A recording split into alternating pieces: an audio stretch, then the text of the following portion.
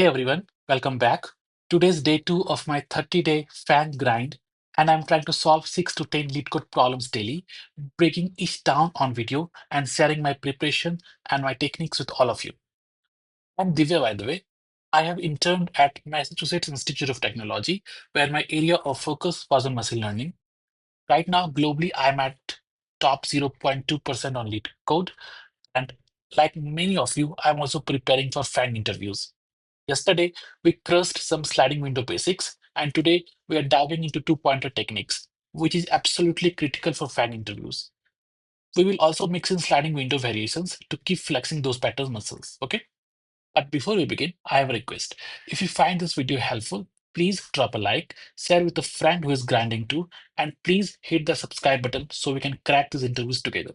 Let's get started. So this is the last problem for today, and it is LeetCode 11, container with most water. It states that we have been given a container array named as height, where each index of height represents the height of the container. And we have to return the maximum amount of water it can contain. Before we investigate this problem, let us look at the constraints. Okay, the constraint seems reasonable, and this is the diagram of the problem. Okay. Let us move to the dashboard and we'll try to investigate and try to answer how we can solve this problem. So we have been given a height array, and these are the heights of different containers. We have to return the maximum amount of water that can be contained between any two container. Okay. Now, what does it mean by containment of water? And when can water be contained? Let us look at two different containers. For example, let us look at 1 and 8. Suppose you have a flat ground and you have two different containers. How much water can you fill into this gap? Let us start. Boom, boom, boom, boom, boom, boom, boom, boom. Okay. Up to this instant, we have filled the water. What if we pour an additional amount of water over here? What will happen? The additional water, it will overflow and it will drip out of container A, correct? To the left of A. It cannot drip out of 8 container with height 8 because gravity, correct? So what does this tells us? It tells us if we are looking at any two different container with the minimum height. For example, if I'm looking at container 7 and container 3, container with the minimum height will be the maximum height of the water level between those two containers, correct? If I pour water in between these two containers, water will reach a max height of 3. What if I pour a water between 5 and 8 container? What will be the maximum height that will be attainable? Oh, by the way, don't think that since there is a container 4 in between, so it will in some sense interfere with the water, okay? It's not like that. Assume that 4 do not exist when we look at any two pair of container. The container in the middle, it just disappears, okay? For this specific case, we can assume that. So what if I try to pour the water here? The water level will rise up to this point, correct? And that is the case here. Water cannot exceed 8 again because of gravity. The water will start falling back from 5 to the left. What about water between 2 and 5? In that case as well, water will remain contained within these two cases. Okay. So I hope you got the idea of how the water is moving, where the water will fall, what is the maximum height between two containers. That will be the height of the water level. Actually, the maximum height between any two container that the minimum height between any two container will be the maximum height of the water level between those two containers. Okay.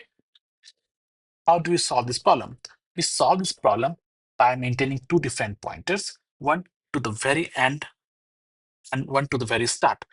To the very start, we have left pointer, and to the very end, we have right pointer.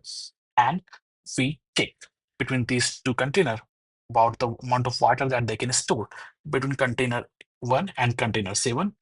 And how do we move the pointer? We move the pointer in such a way such that the pointer with the larger height, it remains static. It remains at its place, but the pointer with the lower height, it moves towards the pointer with the higher height. For example, if I am at this instant here, and let us suppose I am at this instant over there, left pointer is here, right pointer is here, there. After we have computed the area is what? Base, this one, and height. For this case, this one, right? After we have computed the area, we move that pointer with the minimum height. In this case, pointer right. It will move one to the left. Why are we moving to the left?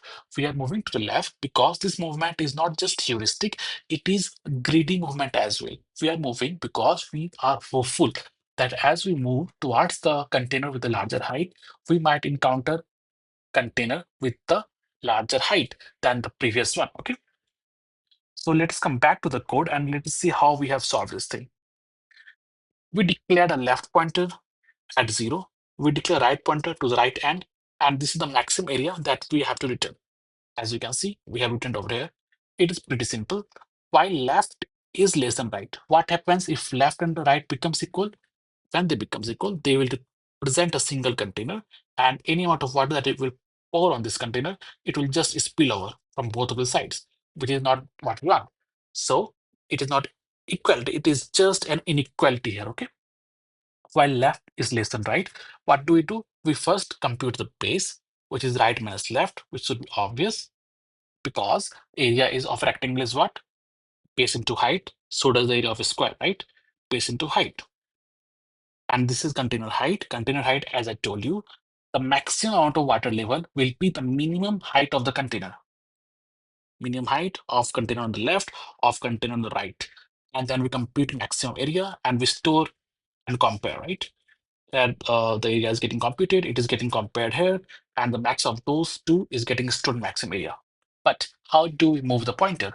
We move the pointer with the lower height, as in this case. If the left container is of lower height, we move the left by 1. If the right is of lower height, we reduce the right by 1 and move it to the left. And once this loop exhausts, it will come out and it will return our maximum area as it is seen here. So what is the time complexity of this thing? The time complexity, as is evident in this case, is directly linked with this loop, and it is bounded within the linear complexity. And the space complexity is order of 1 because we are just using 3 different variables and no additional data structure. So that is all there was for this video and for this problem. I hope you understood how the movements are made, the movements of the pointer, and what does it mean by storage of water and how we can compute the area of the water, right? Area that the container can store, right? Anyway, let us move back to the lead code and we'll try to submit the solution. I have already submitted a solution. So I'll just copy and paste my code, which should look like this. And let me paste it and run it. And as you can see, it ran successfully. I hope you understood everything that I've explained. If you have any doubt, please feel free to ask me in the comment section. If you enjoyed this video, please drop a like. You can connect with me on Discord. Please join our server over there. It is thriving, okay? With that, we close day 2 for today. I will see you tomorrow.